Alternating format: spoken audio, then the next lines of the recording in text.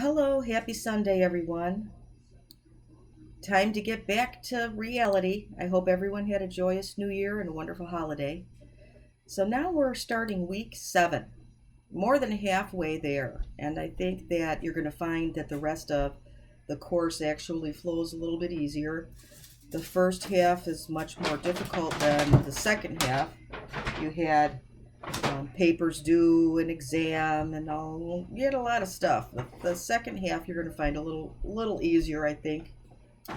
So, week 7, we start clinical rounds discussions on a weekly basis. And this is a little bit different than the discussion posts that you've had before.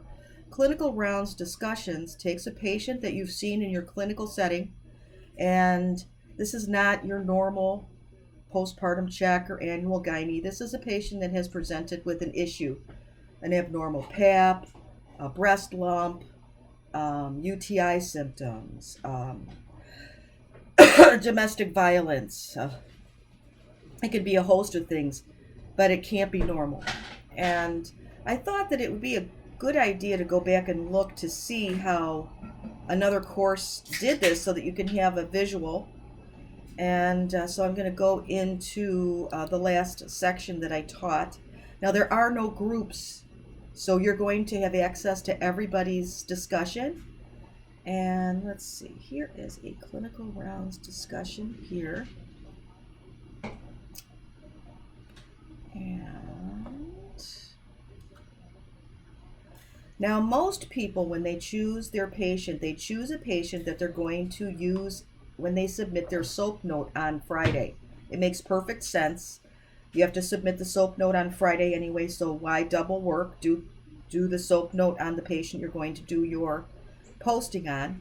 So most people submit it in a SOAP note format and then elaborate on the diagnosis. Now, for example, this patient was suspicious for inflammation of the cervix or cervicitis, and then I want you to elaborate on this particular diagnosis. So, what are the symptoms, risk factors? How do you diagnose it? What is the treatment? How do you prevent it? And then you have to have references also.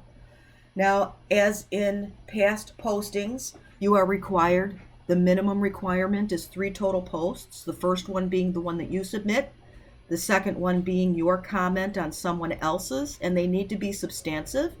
1 or 2 lines is not going to be adequate. You need to have sightings to support what you're saying. You also need to comment on someone who has made a reference to your particular post. And remember, 3 is the bare minimum. You are not going to get full credit with just 3, so you need to go above and beyond that to get full credit. And you can see that this student elaborated on the diagnosis a little bit. And I typically will go in here and make a comment also, ask a question. I don't know if I did on this particular one, but something you need to be mindful of. I'm not going to submit any points for you until you have answered my question. I need to know that you're going in here and keeping up with the postings that students have submitted to you. So if I ask you a question, I need to have you respond to that. And I'm sorry, I'm coughing. I made it through the holiday season pretty much intact, even though I saw about 30 patients a day with these same symptoms. But Thursday I woke up with it, so hopefully it won't last long. So let's go back to your particular, and let's see, remember 103 and 115 doesn't matter, different students, same course setup. Now again, if you see that there are 2 areas to post it, don't post it in both of them, just post it in the one. Now when I look here, just post it in this one, the one that has the points attached to it. Week 7, clinical rounds discussion. Post it there. And then your SOAP note, post it there. If you post it in 2 places, I have to delete it from here. There are no points associated with it. So make sure you always are submitting your posts to the area that have points attached to it. And then week 8, you're going to do the same thing. Something I think I'm going to do a little differently this time. I have access to Adobe Meeting, And I think that I'm going to put together a study session for the final. Um, Again, it will be optional because I know one of the reasons people take online courses is because of constraints of their time, and your time and my time are both valuable, so I understand if you won't be able to utilize this, but I think you may find it helpful as a study tool. It's the first time I'm going to be using it, but I found it and I think that it may be beneficial, so I want to see if there's any uh, use of it in teaching.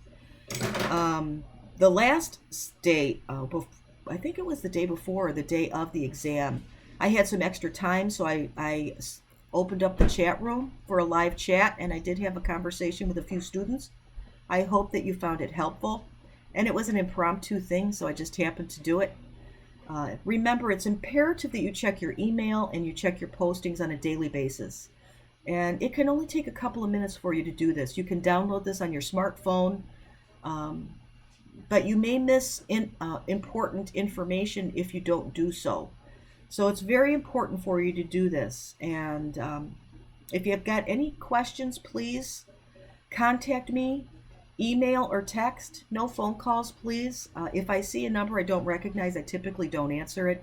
You're going to get a much faster response via email or text message.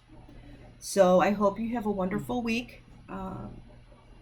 And I feel your pain. I start today too. I have my first posting due today. So again, open communication. Let me know if there's anything I can do.